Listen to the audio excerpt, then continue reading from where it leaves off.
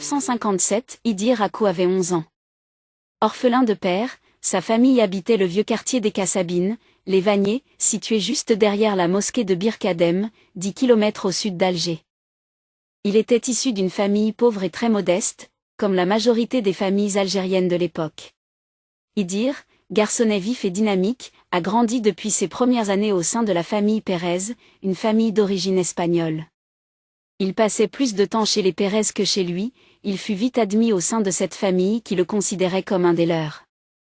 Béatrice, la maman Pérez, Titis, pour les intimes, aimait Idir. Elle le chouchoutait et le dorlotait comme l'un de ses enfants. Souvent, il l'accompagnait pour faire ses courses ou se chargeait lui-même de cette tâche. Idir espiègle et débrouillard, connaissait tous les rouages des achats, notamment les magasins et boutiques où il devait faire ses emplettes, sans oublier que c'était un garçon qui ne se laissait pas faire et qui ne connaissait pas la peur. Il était capable d'affronter des gamins plus grands et plus âgés que lui. Roger, l'un des fils Pérez qui travaillait comme maître maçon, amenait souvent avec lui Idir pour lui apprendre le métier et en même temps l'aider dans son travail. 5 ans après, c'est l'indépendance du pays. Et ce qui devait arriver arriva. La famille Pérez, comme beaucoup d'autres familles pieds noirs, quitta l'Algérie pour la France.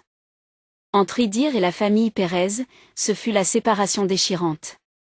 C'était avec des cœurs meurtris, et les yeux remplis de larmes, que les deux parties se sont quittées.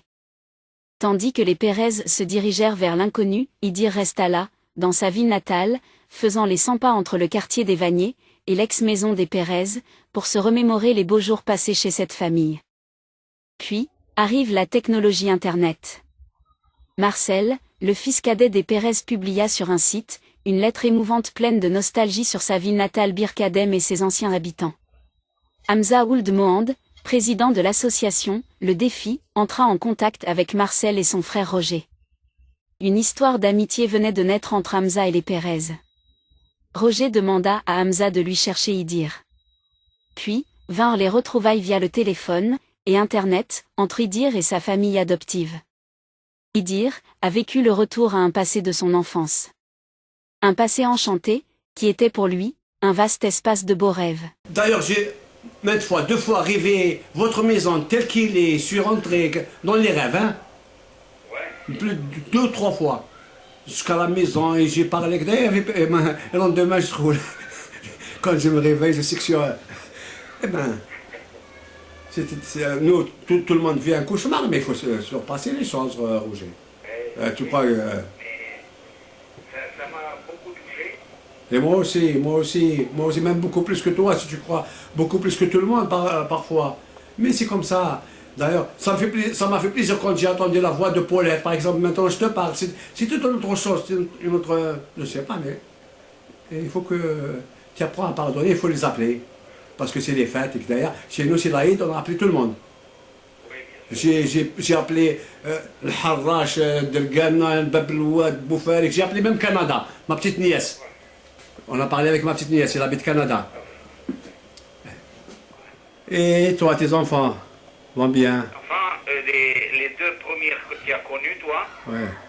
Et bon, ben, elles sont à Chambéry. Ah ben. Une, elle a 2 enfants. Bah, c'est bien. L'aînée, là, elle est infirmière. Ah ben. Si vous avez à peu près le son algérien, vous faites des enfants tout de suite, hein. Et beaucoup, hein. Eh ben, je vais te prouver que demain ou après-demain, je t'appellerai, ça marche. Parce que mon téléphone, quand j'appelle, ça marche. Aujourd'hui, j'avais cru que tu avais fermé ton téléphone. Parce que d'habitude, ça marche. Non, j'ai pas bougé toute la journée. Parce que Canada, j'ai appelé, 3 minutes, j'ai attrapé Canada. J'ai parlé, alors. C'est le jour de l'Aïd même. J'ai appelé Canada. Alors, on a parlé pendant un quart d'heure. Il n'y a pas qu'avec toi que les portables ne marchent pas. Il y a des heures, parce qu'il y a beaucoup de portables en complément de ligne. C'est pas encore bien organisé chez nous quand même. On n'a pas eu cette culture depuis 20 ans, on a eu depuis 2 ans. On est des apprentis dans ce domaine. Oui, bien sûr. Ah, on n'est pas...